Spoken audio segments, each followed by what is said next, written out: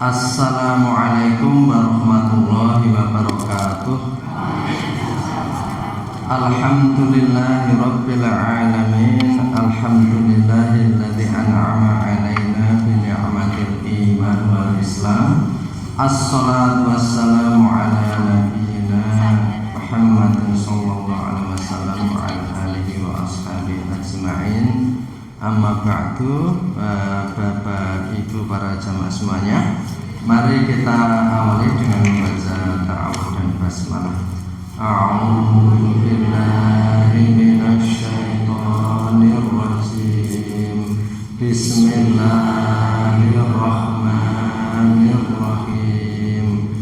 Ya, ini kemarin kita sampai pada masalah al-ghusl atau mandi ya. Jadi yang intinya sudah diajarkan bagaimana agama Islam itu mengajarkan karena sebab-sebab tertentu maka kemudian mandi. Yang namanya al-ghusl atau mandi itu kalau di dalam fikih ya mandi besar yang kita istilahkan sehari-hari, sehingga mandi biasa itu ya namanya membersihkan saja. Tapi kalau yang namanya al-ghusl, wajib al-ghusl, wajib mandi, yang namanya mandi ya seluruh tubuh itu gitu ya. Jadi itu dan berbagai caranya. Sekarang kita masuk ke tayamum ya. Walaupun kita sudah sering melakukan, sekali lagi mari kita itu mempelajari hikmah di balik itu semuanya. Kaifiyatut tayammumi ya, cara-cara tayamum. Jadi di dalam surat An-Nisa ini sebelum masuk ke sana, surat An-Nisa ayat 43 itu memang ada ayat yang menyampaikan tentang tayamum. Jadi ayatnya panjang. Ini saya mulai dari yang penggalan pertengahan ke akhir. A'udzubillahi minasyaitonirrajim. Wa in kuntum mardha aw ala safarin aw jaa ahadun minkum minal ghaiti aw lamastumun nisaa falam tajidu ma'an fatayammamu sa'idan thayyiban famsahu biwujuhikum wa aydikum innallaha kana 'afuwan ghafura. Jadi dalam surat An-Nisa 43 dikatakan ya intinya itu nanti perintah untuk wudu ya, tetapi wa in kuntum, jadi ada perintah untuk mandi dan sebagainya. Wa in kuntum mardo, apabila kamu sakit, awala safarin, atau berada di atas safar, auja ahadum minkum minal ghaid, atau kalian itu dari belakang buang hajat, aula mastumun nisaa, atau kamu itu saling bersentuhan dengan wanita, falam tajidu ma'an, kamu tidak mendapatkan air, fatayammamu sa'idan thayyiban, maka hendaknya kalian itu bertayamum sa'idan, itu debu thayyiban yang baik. Famsahu biwujuhikum, maka usaplah wajah-wajah kalian, wa aydikum, dan tangan-tangan kalian. Innallaha kana 'afuwan ghafura, sesungguhnya Allah Maha Pemaaf dan Maha Pengampun. Jadi itu yang mendasari bertayamum ya. Jadi ayatnya memang jelas. Gantinya bersuci itu apabila memang mardho au ala safarin ya, sakit atau bepergian ya. Bepergian. Falam tajidu ma'an au lam falam tajidu ma'an dikatakan gitu ya. Falam tajidu ma'an, enggak ada air, bisa juga karena sakit, karena perjalanan gitu ya. Falam taji, maka kamu tidak mendapatkan air, maka fatayammamu sa'idan thayyiban. Maka di sini penjelasannya begini. Kaifiyatut tayammum man ta'adzara alaihi istimalal ma'i li faqdihi ba'da talabi. Barang siapa yang ta'adzara itu uzur itu tidak mendapatkan istimalal ma'i, untuk menggunakan air, lifaqdihi, karena tidak adanya air, ba'da talabi, ketika sudah dicari-cari nggak ada. Jadi memang di situ mahal air ya, nggak ada air. Au bimani'in lahu, atau dengan hal-hal yang mencegah dia untuk sampai kepada air min sabuin, karena ada binatang buas. Ini dari zaman dulu. Jadi zaman dulu biasa ya, orang nyari sumber air itu bisa jadi banyak binatang-binatang gitu ya. Ada kolam tapi ada ularnya misalnya ya. Jadi ya ini kalau sekarang suasananya berbeda, tapi ketika itu min sabuin wa hailin, atau hal-hal yang mustahil mendapatkan air, au habisin, atau orang yang tertahan itu ya nggak mungkin bisa pergi-pergi ya, terkarantina ya, habis. Nah, jadi intinya ada berbagai halangan ya. Tidak mesti pergi tetapi ada halangan. Au kanal ma'u hadir yahtaju ilaihi li'atsi, atau ada air tapi yahtaju ilaihi li'atsi, yang air itu lebih dibutuhkan untuk minum. Yahtaju, dia membutuhkan, li'atsi karena hausnya. Jadi karena kehausan, air itu hanya cukup untuk minum saja, dan dikhawatirkan nanti akan susah kalau itu untuk wudhu ya. Jadi aukana malakan li ghairihi walam yuba ila bi aktsarin min thamanin mithluhu, atau itu air itu ada tapi dimiliki orang lain, walam yuba, tidak bisa dijual kecuali dengan harga yang mahal. Ada air tapi ya sulit ya. Ini sekarang ini sudah mudah. Di Arab sekalipun sekarang ini sangat mudah, karena air bisa diproses, didestilasi dari samudra, kemudian air itu dialirkan kemana-mana. Zaman dulu sulit, tapi sekarang tidak ya. Kekuasaan teknologi. Malah kalau lihat di berita, sekarang Saudi Arabia kerja sama Cina untuk merubah gurun Sahara menjadi ladang pertanian. Air dihadirkan dengan proyek-proyek besar. Jadi ya nggak ada hujan nggak apa-apa, tapi air laut bisa didestilasi, disuling sedemikian rupa, dialirkan, jadi menjadi nanti dirubah padang pasir akan menjadi ladang. Ini manusia memang pintar sekali, jadi pintar sekali. Sekarang sudah mulai pergi ke planet Mars untuk mempelajari gimana cara hidup di planet Mars. Jadi memang manusia kan begitu. Ketika dulu diciptakan pertama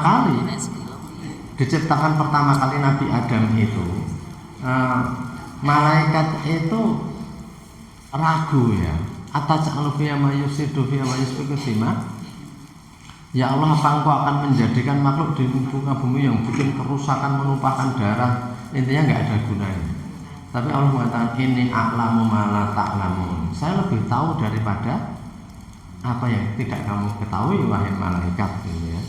Kemudian mulailah Nabi Adam diajarkan, wa 'allamal adama asma'akullah. Nabi Adam diajari macam-macam oleh Allah, dan itu menunjukkan bahwa cikal bakal manusia itu memang mudah diajari, dan dia itu pintar. Ya, maka berjalan terus kehidupan itu, dan manusia itu semakin pintar. Berbagai hal yang dulu tidak mungkin sekarang ini menjadi mungkin ya. Jadi ini dulu masalahnya itu air saja sulit, ada binatang buas gitu ya, atau air sedikit untuk minum, atau tidak dijual kecuali harga mahal, atau karena bihi jirohah, atau karena orang itu ada luka, au marot, atau sakit, ya khaufu min istimalil ma fasadal adwi au siddata donahi. Kemudian dia khawatir kalau menggunakan air itu akan merusakkan anggota tubuh. Kalau luka tadi ya, luka kan kena air itu menjadi lebih parah. Maka kalau luka sering tidak boleh kena air. Au siddata donah, atau sakitnya makin parah. Nah, jadi kalau kita itu demam, itu nyentuh air saja rasanya dingin sekali. Itu kalau fayasbiru ala yadkhula alaihi waktu sholat, maka hendaknya kalau itu tidak ada semuanya, maka dia bersabar saja sampai waktu sholat itu datang.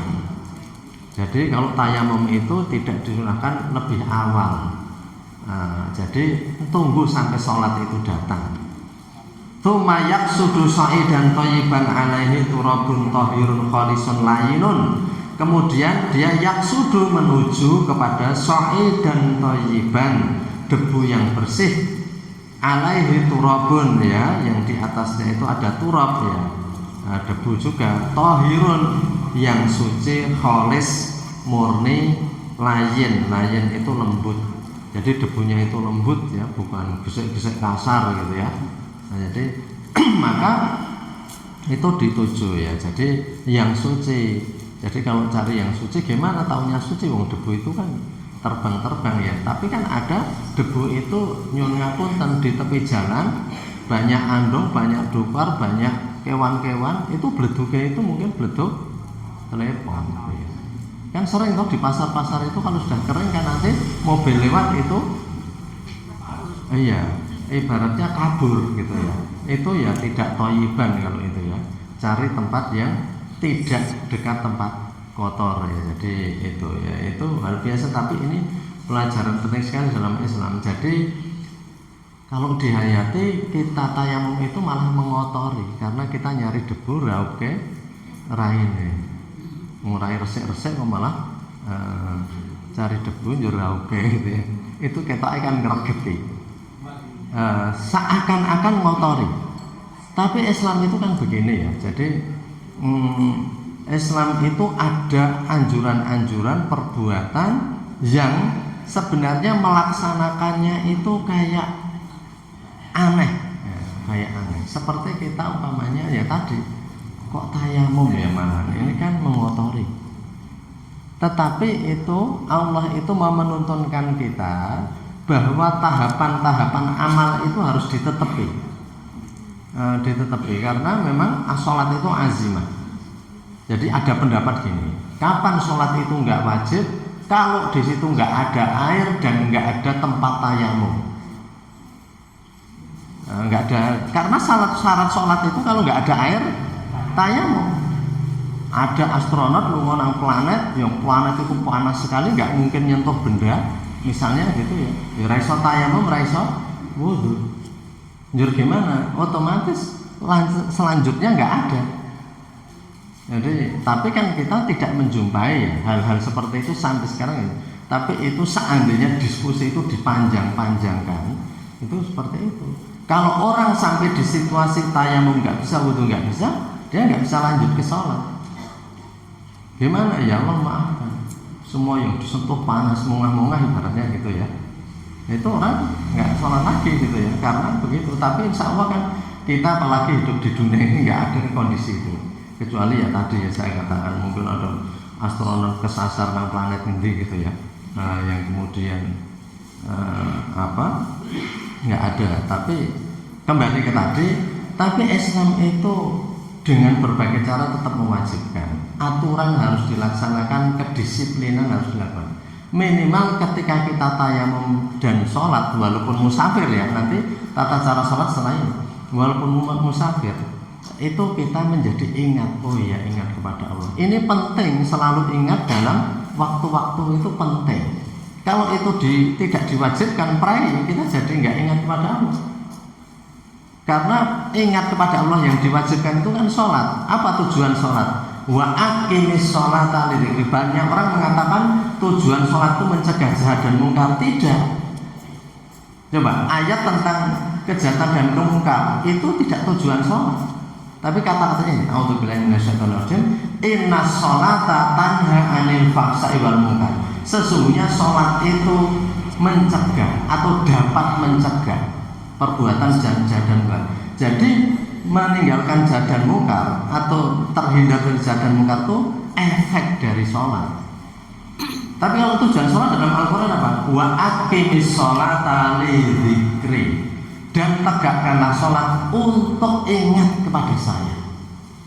Maka sholat itu yang penting kita ingat kepada Allah. Walaupun sholatnya di jamak qashar, walaupun wudunya tayamum, tapi kita ingat.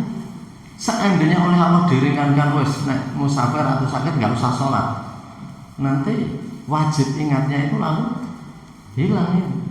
Padahal selalu ingat itu penting. Sinyal selalu tersambung itu penting ya. sinyal selalu tersambung itu penting. Jadi itu, maka kalau orang mengatakan tujuan sholat mencegah jahat dan munkar, tidak. Tujuan sholat itu lidzikri, agar ingat kepada Allah. Ewadine ya, orang sholat saja pikirannya liyo-liyo gitu ya. Begitu takbiratul ihram baru pikirannya mulai mangkat tekan ngendi-endi gitu ya. Itu ya itu kelemahan, sholatnya belum sempurna, tapi akimis sholat lidzikri, agar kamu ingat kepada Allah, itu ingat. Tapi sholat yang efektif, nah, kalau efek dari sholat itu mencegah jahat dan munkar, sholat yang efektif ya kemungkaran dan kejahatan berkurang. Kalau sholat itu tetap jalan, bahkan rame-rame, bahkan masjid-masjid yang hebat, tetapi kemungkaran jalan terus, korupsi jalan terus, kemaksiatan dibuka di mana-mana, yaitu sholatnya tidak efektif, tidak berefek. Tidak berefek, karena inna sholata tanha 'anil fahsya'i wal munkar itu by implication. Jadi implikasi atau efek orang yang sholat itu terhindar dari jahat dan munkar kalau sholatnya efektif. Efektif itu kan berefek. Seperti kita minum obat lalu kita ringan sakitnya, itu obatnya berefek, namanya efektif. Kalau sholatnya efektif, ya alhamdulillah. Setelah sholat ini dihayati, saya itu kalau terjerumus dalam kemaksiatan itu getune ra ilang-ilang, nah itu kan sudah mulai baik. Kemaksiatan sedikit itu, kalau dulu sebelum sholat itu dihayati betul, kemaksiatan itu etel saja, gitu ya.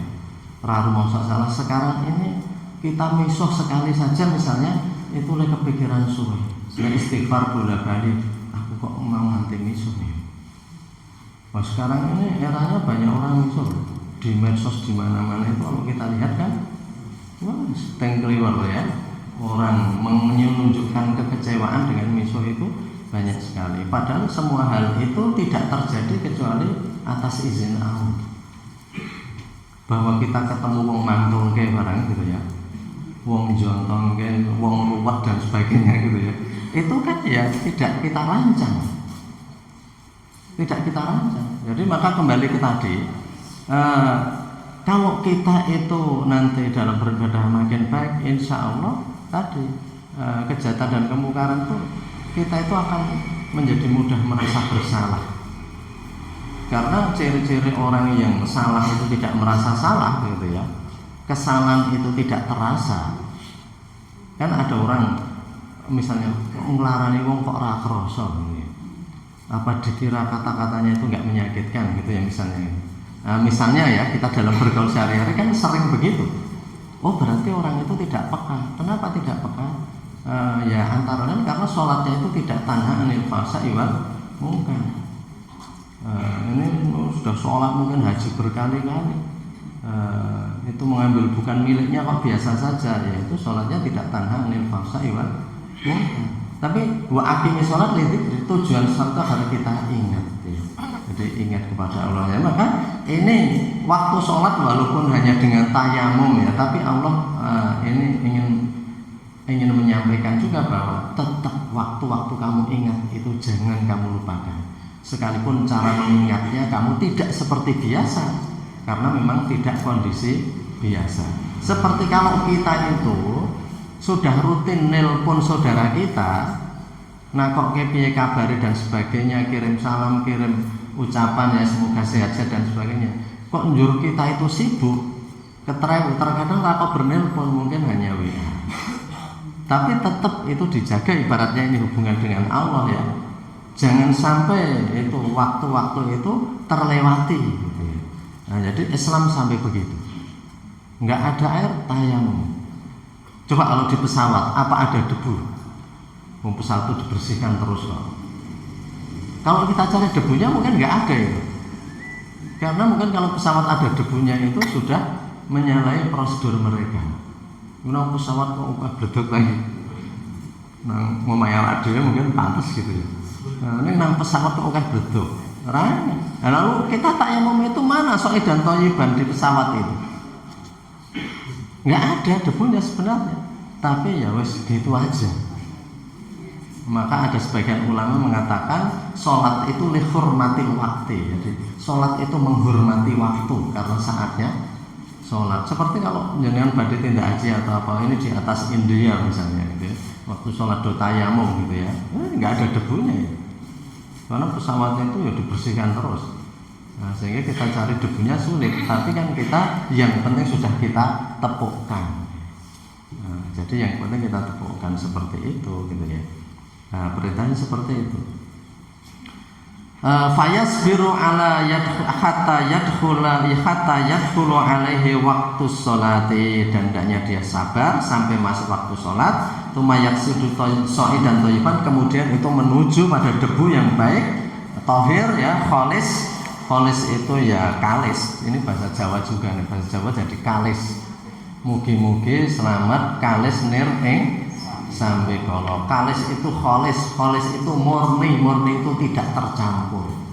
Muga-muga paring selamat kalis ora kecampuran sampai kalau jadi kholis. Maka orang yang ikhlas itu orang yang murni tujuannya. Jadi ikhlas itu murni, bukan ikhlas itu lebare ra dipikir, itu tidak. Kan sering dikatakan ikhlas niku pados jenengan teng wingking lebar niku mboten dipikir gitu ya. Tidak. Ikhlas itu murni bahwa kita berbuat itu enggak kecampuran niat yang lain-lain. Enggak kecampuran niat yang lain. Dan caranya juga harus murni, jangan pakai cara sendiri, itu ikhlas. Kleru kok ikhlas gitu ya. Sak penake kok ikhlas gitu ya. Enggak, ikhlas itu caranya, niatnya itu tidak dicampur-campuri, tidak pakai selera kita sendiri gitu ya. Jadi tata cara orang memberi, tata cara berdoa, tata cara apa tidak sakpenake dhewe. Pun donga umpamane nganggo bunga-bunga, donga 3 meli dan sebagainya gitu. Aku dongane ikhlas tujuannya Allah, tapi caranya apa bisa donga 3 meli misalnya. Nah, jadi seperti itu gitu ya. Jadi itu cara itu juga harus kholis gitu ya, ikhlas. Jadi ikhlas itu bukan nemeng jurah dipikir lebare, tetapi ikhlas itu murni tujuannya. Tidak dipikir itu kan karena saking lewes radingen gitu ya.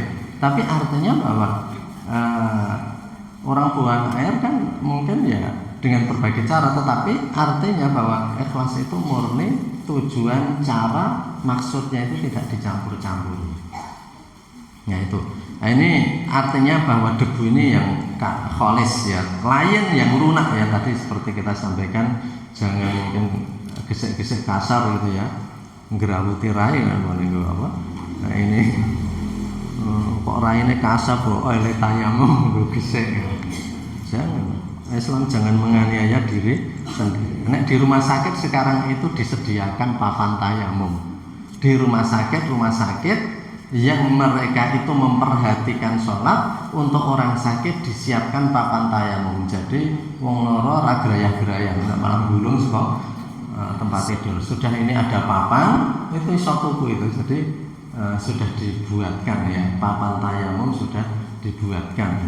Jadi nanti tetap sambil layah-layah gitu ya, itu bisa. Rasa ngerangkir tembok mungkin kebain pus warna-warna gitu ya. Jadi itu sudah ada layinun wa yadribu alaihi yadai dzarban baina asabihi dhaman baina asabihi. Kemudian dia pukulkan ya dengan 2 tangannya itu rapat ya, tidak megar ya, rapat ya. Asabi wa yanwi istibahah sholat, dan berniat untuk dibolehkan sholat. Istibahah itu memubahkan sholat. Jadi kita berniat, niat ingsun mau sholat gitu ya. Wayang sahu bima wajhahu kullahu marotan wahidatan, dan kemudian mengusap wajahnya sekali. Wala yatakallafu isolatu rabbi ila manabiti syu'uri bikhalin ya. Wayastau abu basyaratan wajahu biturabi walhubar. Jadi ini kemudian setelah itu walayatakallafu, jadi tidak diwajibkan, tidak dibebankan ya, taklif ya, layu kalifu, tidak diwajibkan untuk sampai debu itu pada mana binti syu'ur, tempat tumbuhnya rambut. Jadi artinya ya sekedar wajah, ya sto'aku basarota wajhi, ini seluruh kulit wajah saja.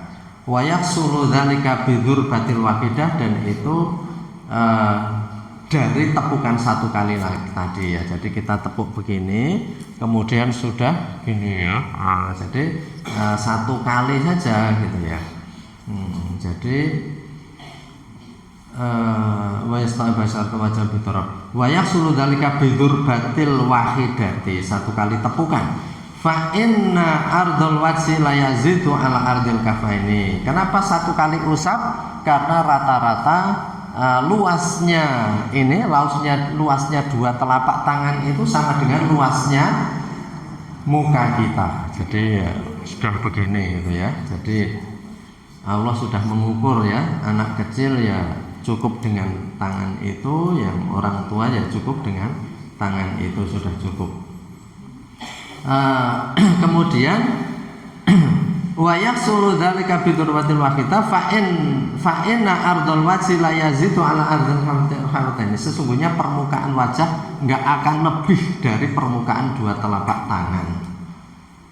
Ini kekuasaan Allah juga ya. Jadi dengan tayamum seperti itu Allah menjadikan ukuran tangan kita itu seimbang ya dengan wajah kita.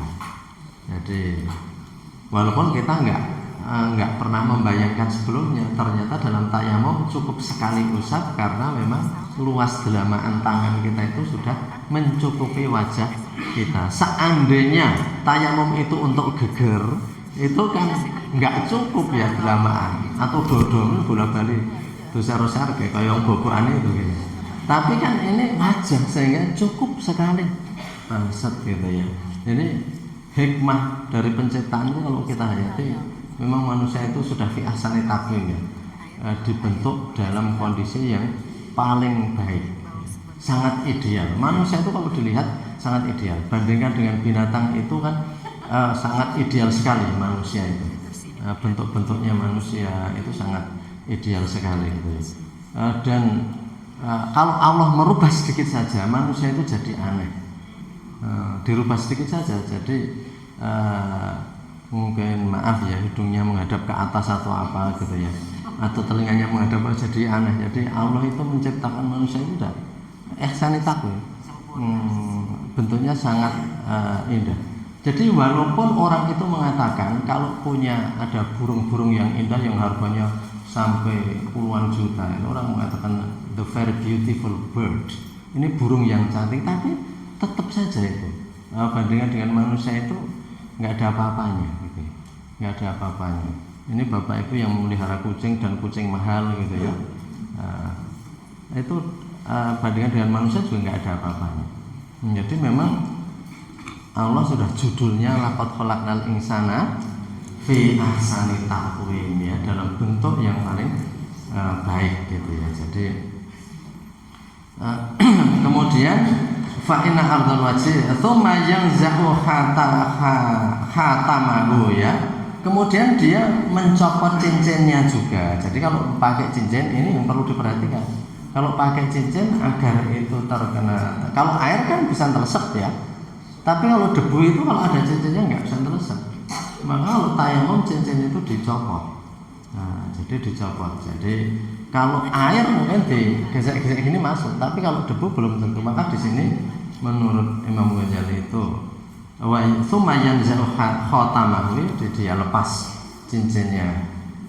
Karena setelah wajah itu nanti tangan.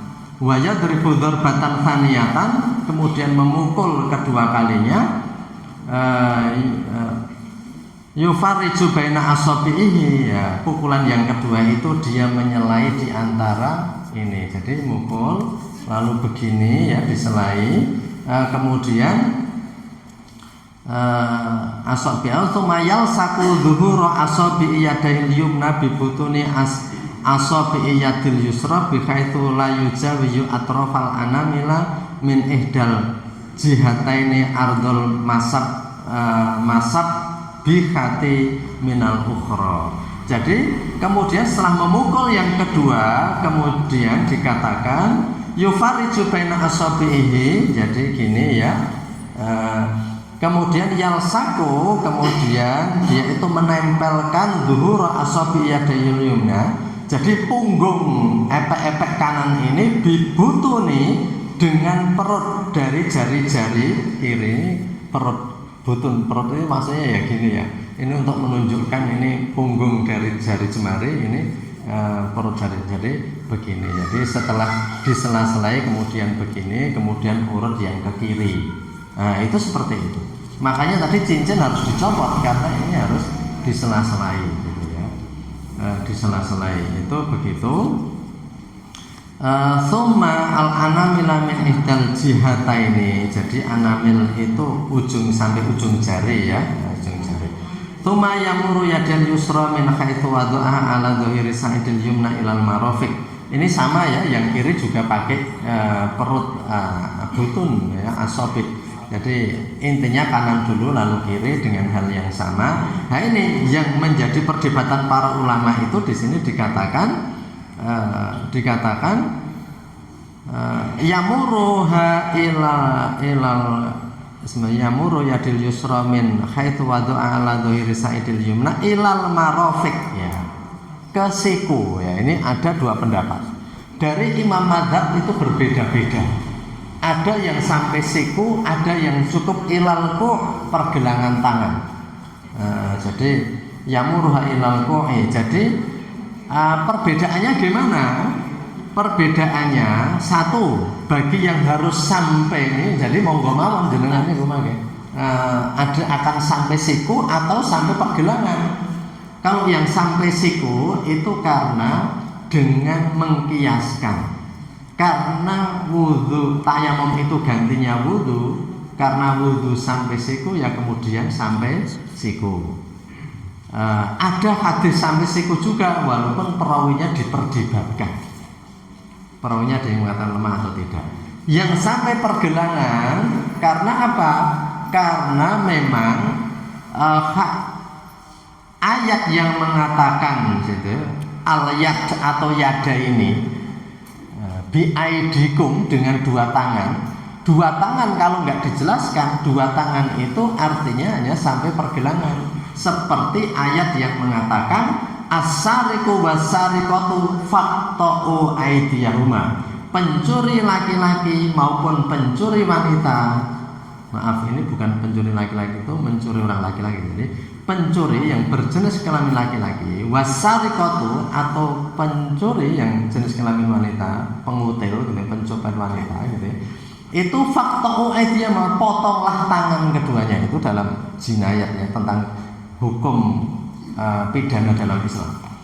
Potonglah tangannya. Tangannya sampai mana? Pergelangan. Jadi memotong tangan itu sampai pergelangan. Karena itu kalau ayat ini dijodohkan dengan ayat tayamum, aidun jamak dari yadun itu al-aid ya, itu berarti sampai pergelangan saja. Karena memotong tangannya pencuri itu tidak sampai siku, cukup di sini. Tetapi itu ayatnya sama al-aid ya. Jadi itu seperti itu. Jadi artinya dari berbagai imam madzhab berbeda-beda pendapat, tetapi kita mengikuti salah satunya tapi tahu dasarnya. Mau yang sampai pergelangan, oh ini dikiaskan dalam ayat tentang memotong tangan itu sampai pergelangan. Oh ini dikiaskan sama dengan wudhu ya, sampai siku, monggo. Kalau Imam Ghazali itu sampai siku, karena Imam Ghazali memang kemarin kan banyak melebihkan ya, banyak memberikan keutamaan dalam, dan memang sejalan dengan mazhab Syafi'i. Imam Ghazali itu sejalan mazhab Syafi'i.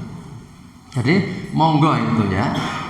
Hadis tentang sampai siku memang diperdebatkan, tetapi kemudian ada yang mengkiaskan tadi ya dengan wudhu. Itu tapi jenengan mantap pergelangan tangan tidak apa-apa gitu ya. Mau mantap sama yang siku itu mau saja. Jadi para imam mazhab juga itu berbeda-beda. Dalam fikih perbedaan itu hal yang biasa. Jadi sejak zaman dulu para imam mazhab itu sudah berbeda-beda gitu ya. Jadi Karena memang setelah Rasulullah wafat tidak bisa langsung ditanyakan kepada Rasulullah. Di zaman Rasulullah kalau ada beda langsung tanya itu selesai. Kalau sekarang itu tidak, maka kemudian berbeda-beda. Jadi itu. Kemudian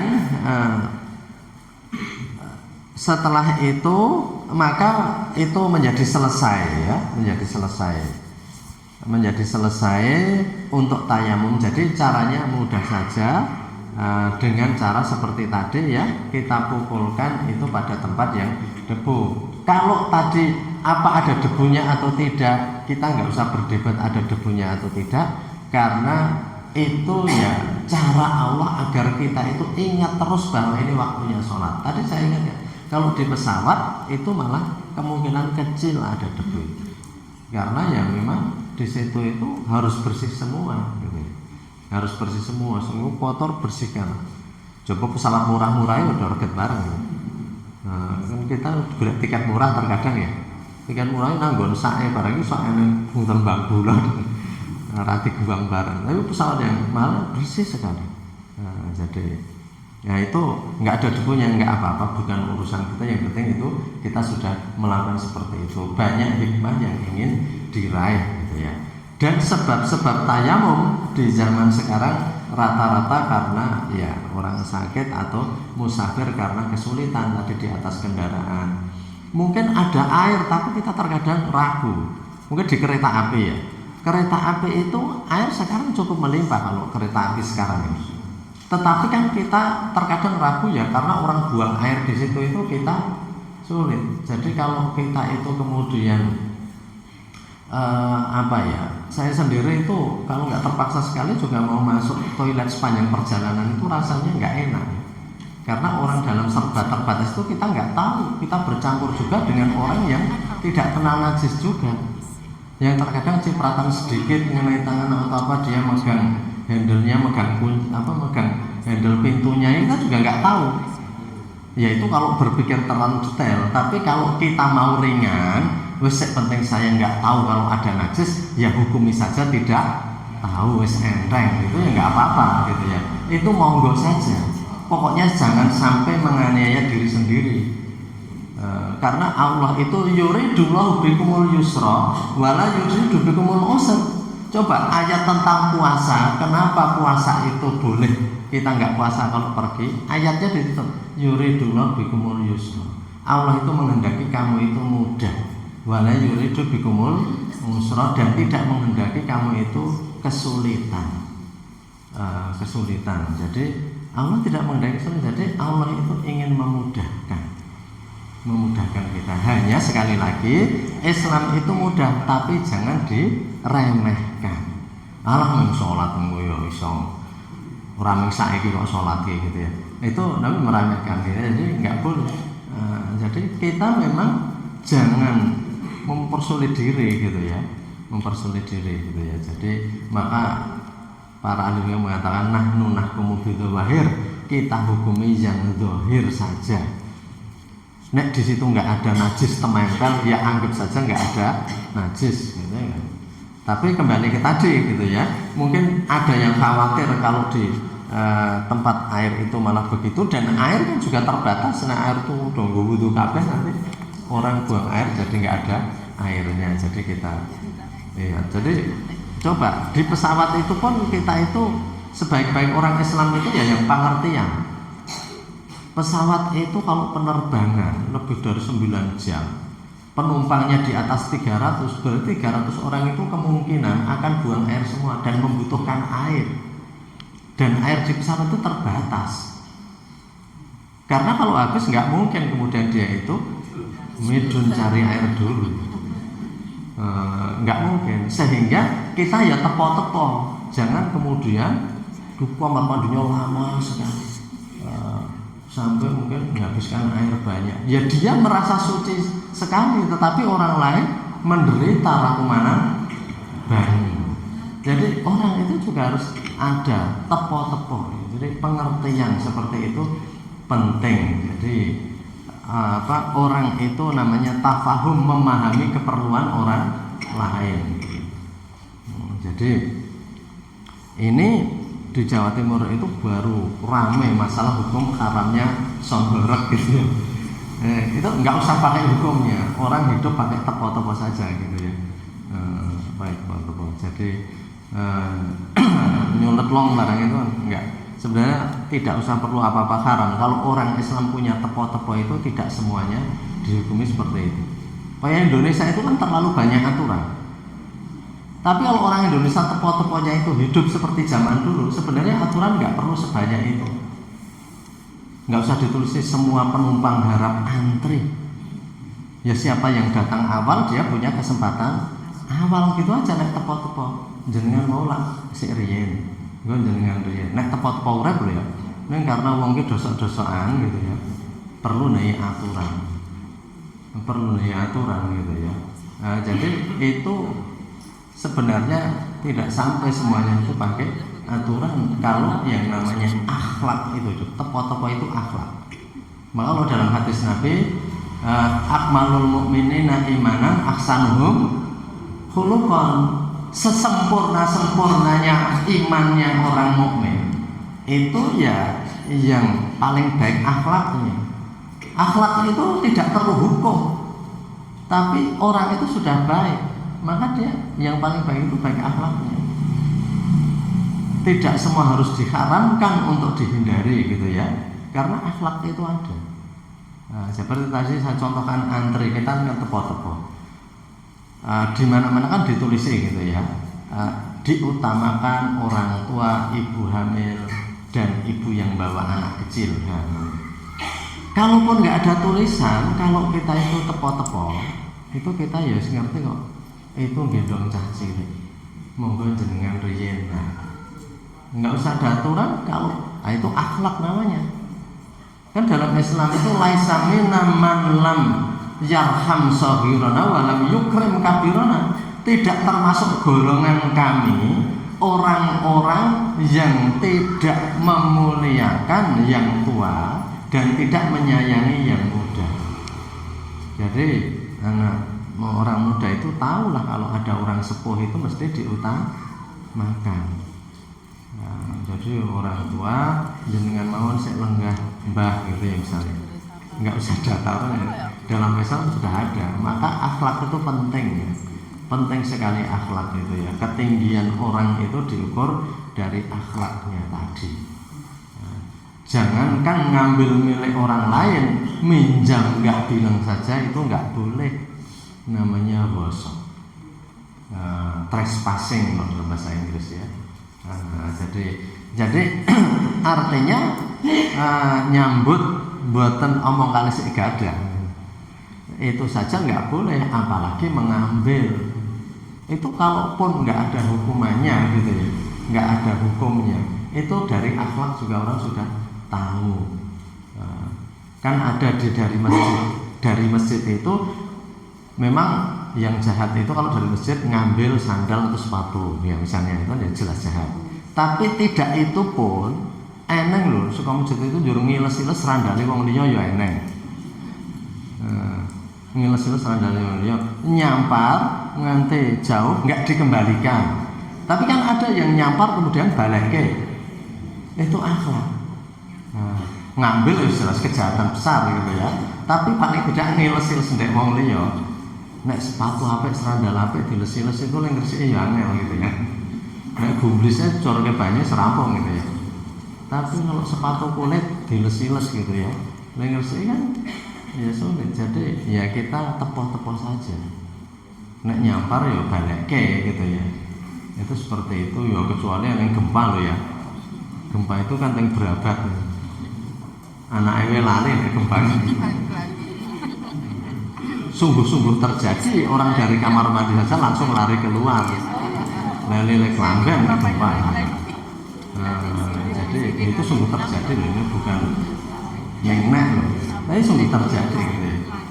Artinya itu kondisi darurat. Tapi kalau enggak ya tadi ya kita punya akhlak. Jadi kita punya akhlak. Di masjid itu kalau orang punya akhlak, takmir masjid itu ya kepenak. Sapa ninggal kotoran buntel apa buntel senek jikuk dhewe. Gogroke upa jikuk dhewe. Jadi di masjid jangan malah nambah reget gitu ya. Nitili kuku, nitili si setan sikil tinggal nang masjid. Engko kancane liya sujud nemone kok atas apa tuilan kuku. Nang masjid kok ninggal regetan. Nek perlu ada kotoran kita ambil. Sapa nibake senek rontogan ambil. Tak mel masjid enteng kok masjid iki ndek awake dhewe gitu ya. Jadi itu yang namanya akhlak. Tepo-tepo gitu ya. Nah, tepo-tepo itu penting ya. Nah, jadi Bapak Ibu semuanya, kemudian sebagai penutup, walahu ayusolya bitayammum fardhon wahidan wa masya'a minan nawafil. Dan bagi dia yang tayamum ayusolya bitayammum fardhon wahidan. Untuk sholat fardu tayamum itu hanya sekali saja, satu kali waktu sholat. Nek gantung wudhu boleh, nek gantung tayamum raine gitu. Aku sing gantung tayamum memang oleh tayamum luhur. Itu kan maghrib luhur kan dijamak nang asar mau. Sah musafir iki maghrib rong isak sisan. Enggak usah mau tayamum rabot. Memang di sini untuk fardhon wahidan. Kalau sholat fardu ya satu kali waktu sholat saja. Nek gantung wudhu boleh, artinya wudhunya rung batal gitu ya. Nah, sejak tadi rung batal, tapi kalau tayamum nggak ada apa-apa, nggak ada repotnya. Wa masya'a minan nawafil, adapun sholat sunat itu terserah. Wis sholat qobliyah, ba'diyah, mungkin sholat meneh ini gandeng ini waktu suruh kemudian sholat suruh karena nawafil. Monggo saja, tapi untuk satu kali waktu sholat fardu. Ya Bapak Ibu semuanya, ini untuk masalah tayamum. Semoga dengan ini kita semakin memahami hikmah dari tayamum, cara dari tayamum, sehingga kita bisa menjalani dengan baik, bisa memetik hikmatut tasyri', rahasia-rahasia dari pemberlakuan hukum tayamum di dalam Islam. Demikian, amin ya rabbal alamin, amin ya mujibas sa'ilin, amin Allahumma amin. Demikian, mari kita akhiri dengan doa penutup majelis. Subhanaka Allahumma bihamdika asyhadu an la ilaha illa anta astaghfiruka wa atubu ilaik. Ada khilaf kami mohon maaf, nastaghfirullah li wa lakum. Kemarin ini Bapak Ibu semuanya ada juga yang kecelek nanti kalau biar ada pemberitahuan, kalau umpamanya walaupun sudah diumumkan sebelumnya, itu bisa meninggalkan nomor handphone di di meja itu, jadi nanti biar dimasukkan grup sehingga diingatkan kalau memang libur gitu ya. Jadi demikian, mari saya akhiri. Assalamualaikum warahmatullahi wabarakatuh.